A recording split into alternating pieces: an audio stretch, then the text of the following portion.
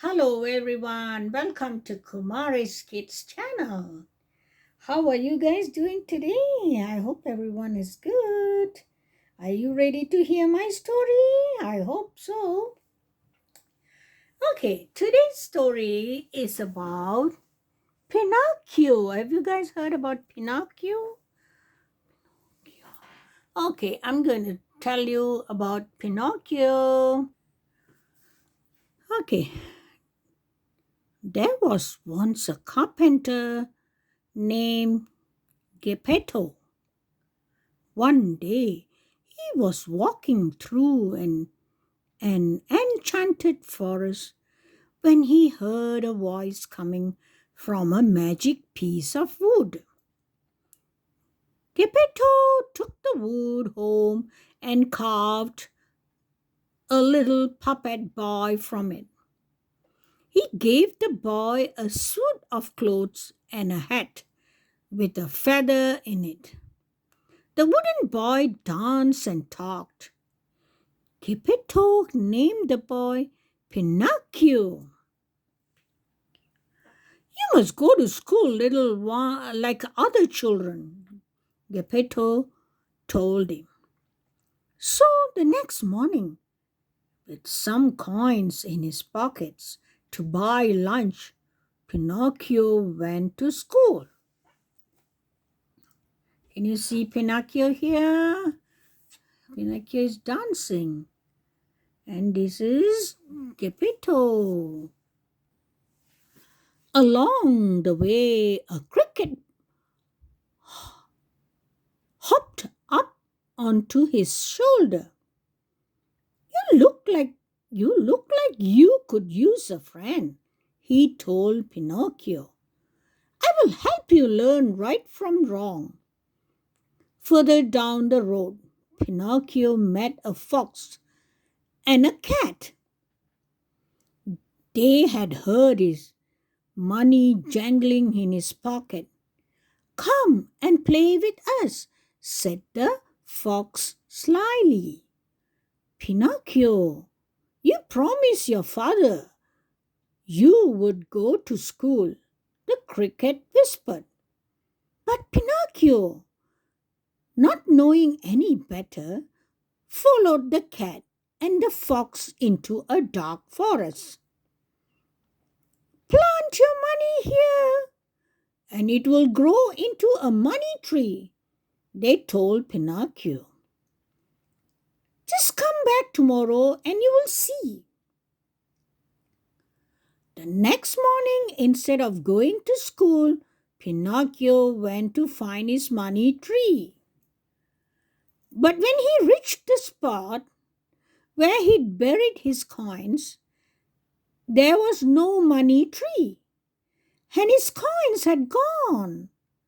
They played a trick on you, sighed his friend the cricket.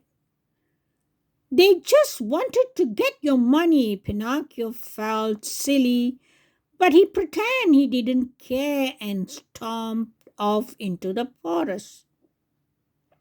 The little cricket begged him to go go to Geppetto, but Pinocchio wouldn't listen. Just as it was getting dark, they came to a tiny cottage. Pinocchio knocked on the door loudly, and a pretty fairy answered. We are lost, explained Pinocchio. Please, can you help us? The fairy invited them in and gave them some food. Why are you so far from home? She asked kindly. Pinocchio didn't want to tell her that he had disobeyed his father. I was chased by a giant, he lied. Suddenly, Pinocchio's nose grew a little, and I ran into the forest to escape. He continued, and Pinocchio's nose grew again.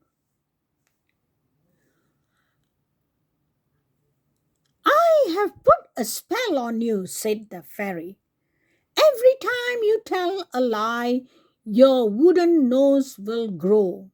See, he's lying, so his nose is growing. Pinocchio began to cry.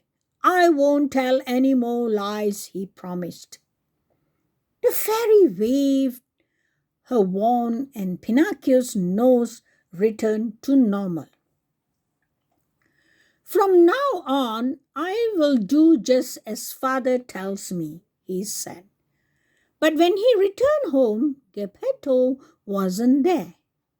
He was out searching for Pinocchio. We must find father and bring him home, he sobbed. Feeling bad, they began their search by the river. But when they got there, Pinocchio fell into the water.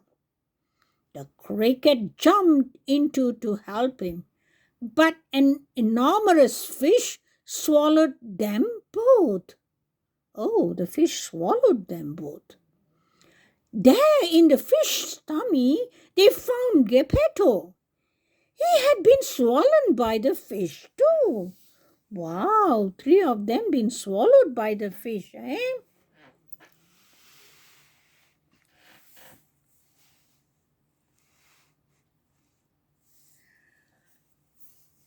Pinocchio hugged his father tightly.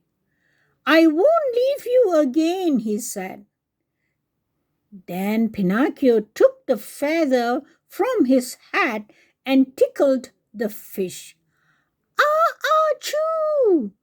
The fish gave a mighty sneeze, and Geppetto, Pinocchio, and the cricket flew out of the fish's stomach and landed on the river bank. That night, as Pinocchio slept in his own little bed, the king fairy flew in through his window. You are good, brave boy, he said, and she kissed him on the forehead. When Pinocchio awoke the next morning, he found that he was no longer made from wood. He was a real boy. From then on, he was always a good son to Geppetto and the best of friends with Cricket, who didn't need to tell him right from wrong ever again.